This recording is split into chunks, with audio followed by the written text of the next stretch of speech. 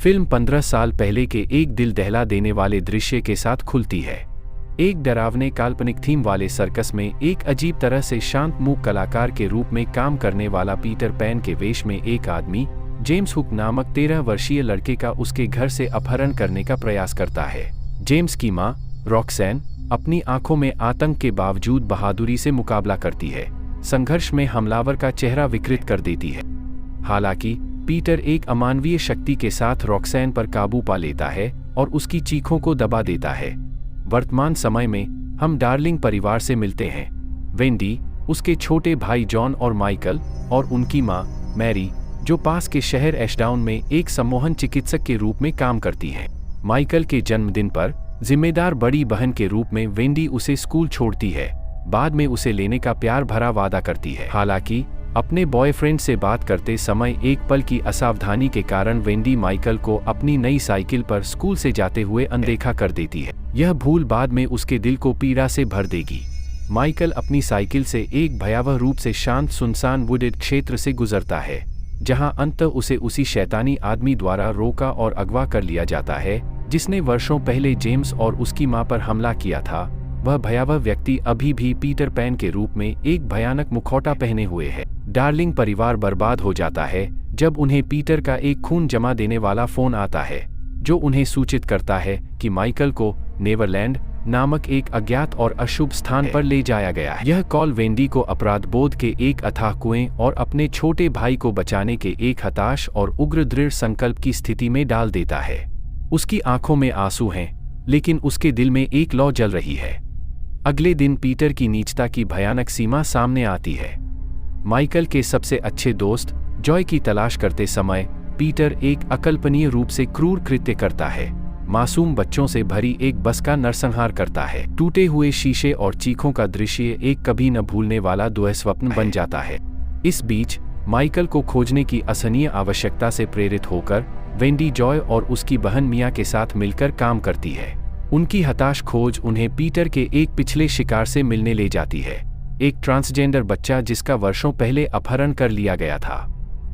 उस बच्चे की आंखों में बसी उदासी और शरीर पर पड़े निशान पीटर द्वारा कमजोर बच्चों का शिकार करने के एक भयानक पैटर्न का सुझाव देते हैं और उसके कार्यों से हुए लंबे समय तक चलने वाले आघात की ओर इशारा करते हैं। वेंडी के दिल में गुस्सा और करुणा का मिश्रण उमड़ता है। कथा फिर माइकल के बंदी जीवन के दर्दनाक अनुभव की ओर मुड़ती है। वह टिम्मी से मिलता है, जो पिछली समयरेखा का ट्रांसजेंडर बच्चा है, जिसे अब एक दुखद विडंबना के रूप में द टिंकर बेल के नाम से जाना जाता है। टिंकर बेल एक टूटा हुआ पात्र है जिसे पीटर द्वारा बुरी तरह से हेरफेर किया जाता है और नशीली दवाओं के दुरुपयोग का शिकार बनाया जाता है। पीटर के झूठ के जाल में फंसा हुआ टिंकर बेल को यकीन है कि पीटर जिन बच्चों की हत्या करता है उन्हें वास्तव में एक काल्पनिक नेवरलैंड ले जाया जा रहा है। फिल्म पिक्सी डस्ट माने जाने वाले पदार्थ के साथ टिंकर बेल की लत को एक कठोर और परेशान करने वाले तरीके से चित्रित करती है, जो मूल चरित्र से जुड़ी निर्दोष कल्पना को और भी बर्बरता से उलट देती है। टिंकर बेल की खोई हुई मासूमियत दर्शक के दिल में गहरी पीड़ा पैदा करती है। उम्मीद की एक कमजोर किरण और एक भयंकर दृढ़ संकल्प से प्रेरित होकर वेंडी पीटर को उसके ठिकाने तक ट्रैक करने में कामयाब हो जाती है। एक परित्यक्त और भयानक हवेली जो उसके नेवरलैंड के विकृत और भयावह संस्करण के रूप में कार्य करती है। वह सांस रोककर जर्जर इमारत में घुसपैठ करती है। उसका दिल डर और संकल्प के मिश्रण से तेजी से धड़क रहा है, माइकल को बचाने के एकमात्र इरादे से।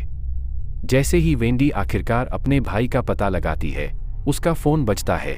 अनजाने में पीटर को उसकी उपस्थिति के बारे में सतर्क कर देता है। वह ठंड महसूस करती है। वेंडी के घुसपैठ से गुस्से से लाल पीटर भाई बहनों पर एक जानवर की तरह हमला करता है। मची भगदड़ में वेंडी और माइकल डर और भ्रम में अलग हो जाते हैं। वेंडी खुद को हवेली के तहखाने में एक चूहे की तरह दुबका हुआ पाती है, एक अंधेरी और भयावह जगह जो अपने खौफनाक रहस्य रखती है। वहां वह एक चौंकाने वाला और हृदय विदारक रहस्य खोजती है। जॉय, माइकल का सबसे अच्छा दोस्त, जीवित है, लेकिन एक बंद और हवा रहित ताबूत के अंदर कब्र में दफन है। वेंडी अपनी सारी ताकत लगाकर जॉय को मुक्त करने में कामयाब हो जाती है और साथ में वे एक टूटी हुई खिड़की से तहखाने की नरक जैसी सीमाओं से बच जाते हैं। तहखाने में रहते हुए वेंडी को एक और भयावह दृश्य दिखाई देता है। उसे जेम्स हुक मिलता है, जो 15 साल पहले पीटर का पहला अपहरण का मासूम शिकार था। जेम्स अब बुरी तरह से विकृत है, जंजीरों में जकड़ा हुआ है और उसके एक हाथ की जगह एक कच्चा और खून से लथपथ हुक लगा हुआ है, उसकी स्थायी कैद और असहनीय पीड़ा की एक भयानक अभिव्यक्ति।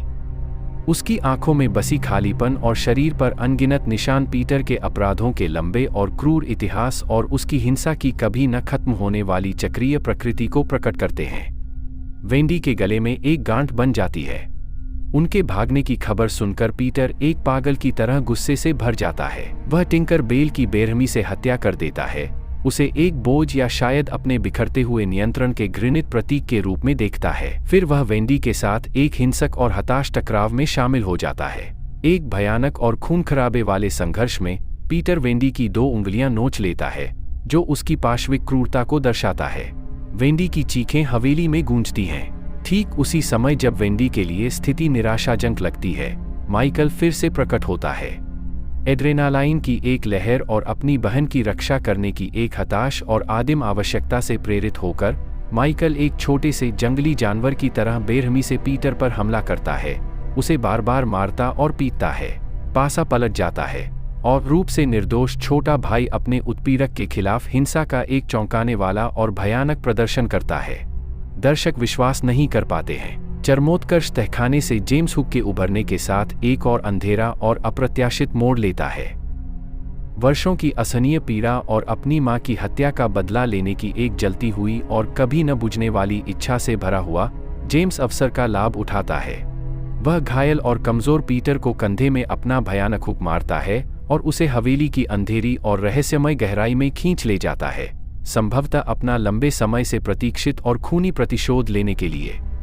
पीटर की चीखें धीरे धीरे शांत हो जाती हैं। फिल्म पीटर के भाग्य के अनिश्चित लेकिन बुरी तरह से निहित होने के साथ समाप्त होती है और वेंडी और माइकल उस भयानक और कभी न भरने वाले घाव से जूझते हुए रह जाते हैं जिसे उन्होंने सहा है। अंत यह सुझाव देता है कि नेवरलैंड के बुरे सपने ने उनके जीवन पर एक अमिट और भयानक निशान छोड़ दिया है, जो मूल पीटर पैन कहानी के भोले और सनकी कारनामों के एक ध्रुवीय विपरीत है।